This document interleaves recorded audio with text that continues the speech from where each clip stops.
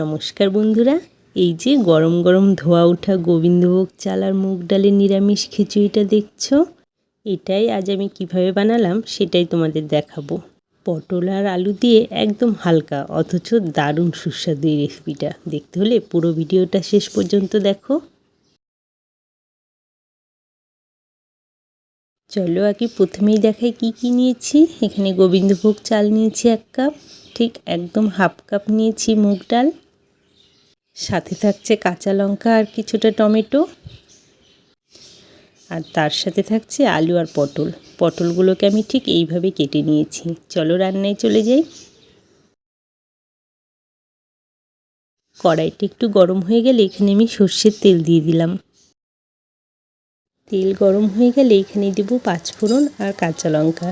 যে কোনো নিরামিষ রান্নায় একটু 5 ফোড়ন দিলে খেতে খুব ভালো লাগে। এবার তেলের মধ্যে আলু আর পটলটা দিয়ে কিছুক্ষণ ভাজবো।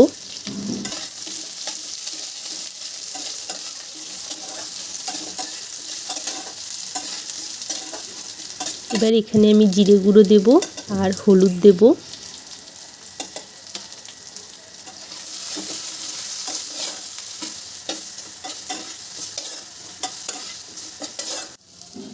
লবণ দিলাম,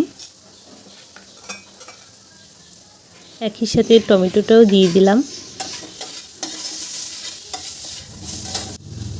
চালটা আমি ভালো করে ধুয়ে নিয়েছিলাম, এর মধ্যে দিয়ে দিলাম।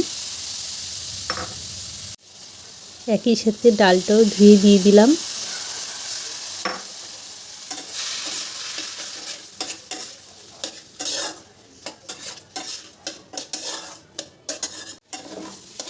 চাল আর ডালটা দেখো অনেকটাই ভাজা হয়ে এসছে। এবার আমি এতে জল ব্যবহার করব।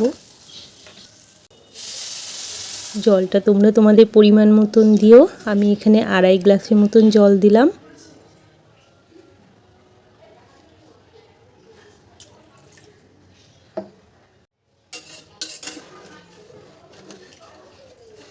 একটু ভালো করে নেড়ে আমি 5 মিনিটের মতন ঢাকা দেবো, যাতে চাল আর ডালটা সিদ্ধ হয়ে যায়।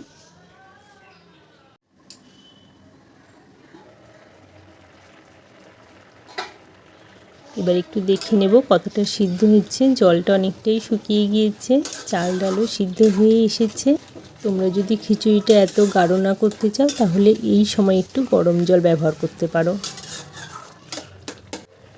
এবার এখানে আমি সামান্য চিনি দিলাম। খিচুড়িটা আমার হয়ে এসেছে, এরকমই গাঢ় রাখবো।